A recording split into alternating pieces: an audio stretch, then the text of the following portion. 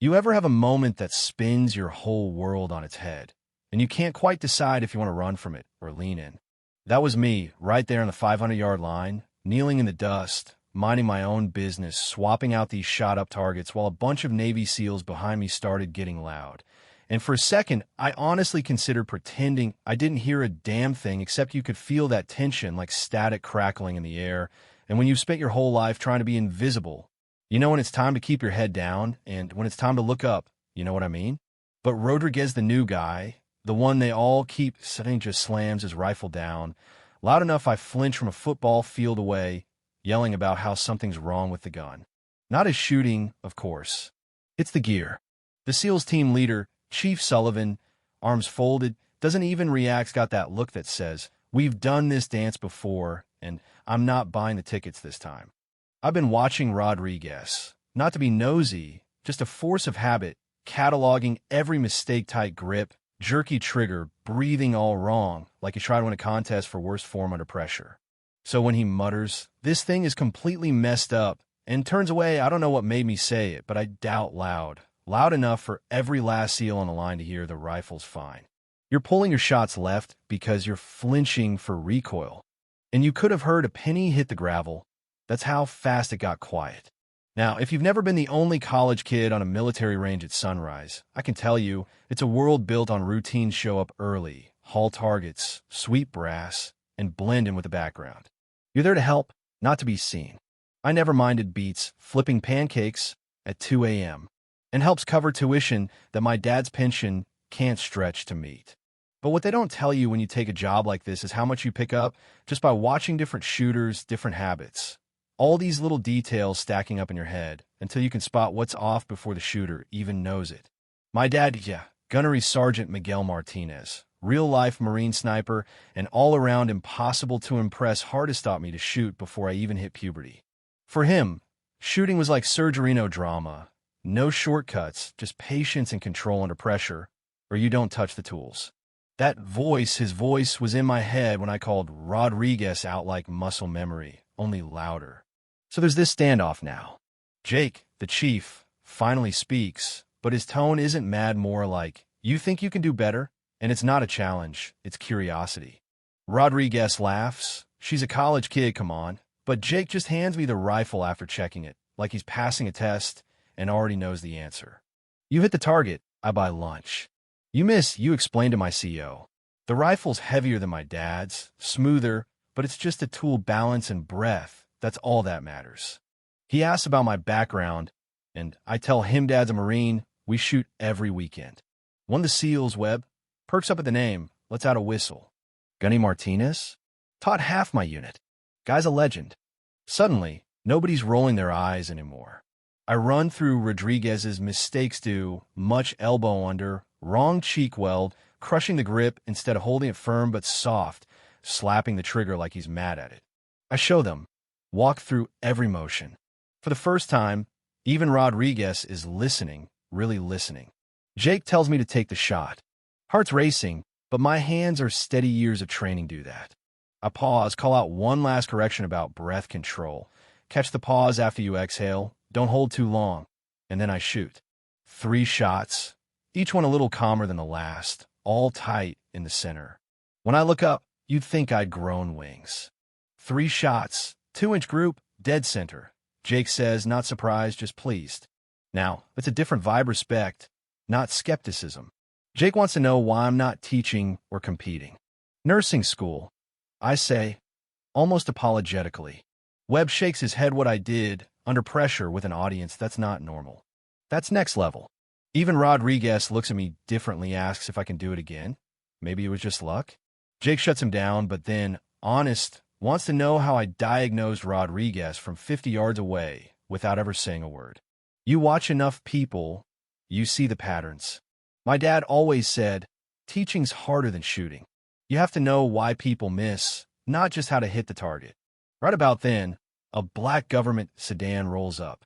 Commander Harrison, Range CO, presence you can't ignore, walks over. Jake introduces me as Gunny Martinez's kid, tells him what happened, what I did.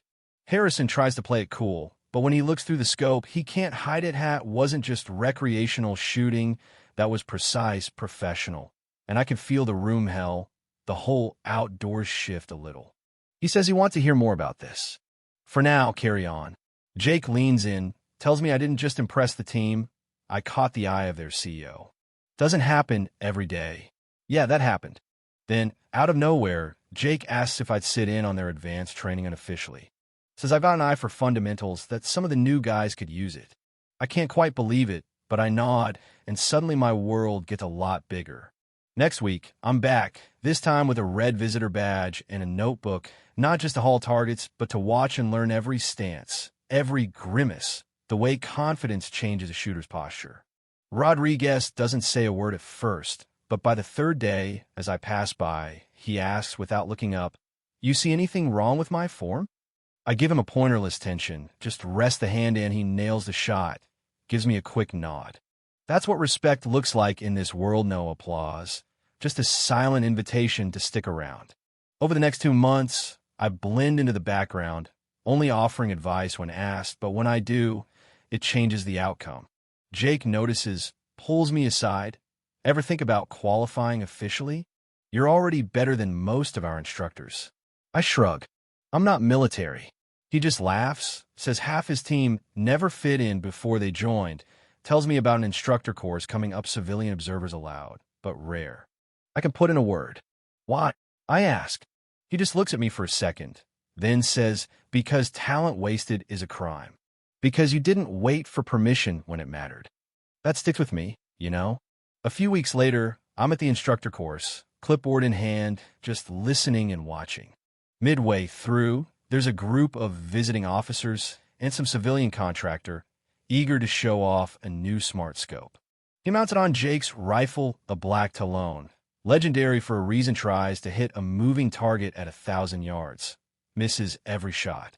Harrison's had enough, tries to call it, but the contractor says, "Let's see your range girl do it." Everything freezes, but Jake asks permission, and Harrison turns to me.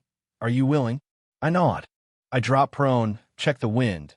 Ignore the smart scope's calibration, old school is better today. The target's an E-type silhouette swinging at 1,000 yards, mirage heavy. I breathe, let the world narrow, press the trigger. The shot rings out, target rocks dead center. For a moment, nobody breathes. Then Jake just grins. That's my girl. Harrison looks at Macy's. "If you ever get tired of nursing school, let me know."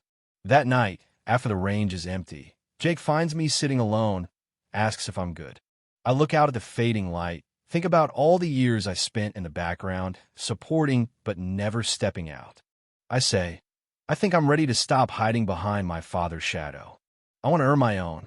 Jake smiles, hand me a patch knot official, just a sealed Trident gray, Webb had it made. "For your rifle bag. You earned it. Not because of your name, but because you showed up when it counted." I hold the patch a long time, the stars coming out overhead. When I leave, I clip it on my bag, walk out past the empty benches, not just the girl who cleaned up brass anymore, but someone they call when precision matters, when silence means focus, not fear. And this time, when I look through the scope, it's not my dad's voice I hear, it's my own, finally, steady. So tell me, where do you draw the line between waiting your turn and stepping up when the moment calls? What would you have done? Drop your thoughts below. Hot's the line between confidence and arrogance, between humility and hiding? I'd love to hear how you see it, because sometimes one quiet decision can change everything. Xin chào các bạn, mình là Trinh, mình phụ trách viết content. Trên đây là những công việc của mình. Então vamos supor, você falou negócio sério. It is cold, yeah. Next one? Alright. Thank you, man. Hey, if you guys have any trouble, let somebody know. Please. After the tree to hold on to. Yeah. Yeah, use the fence.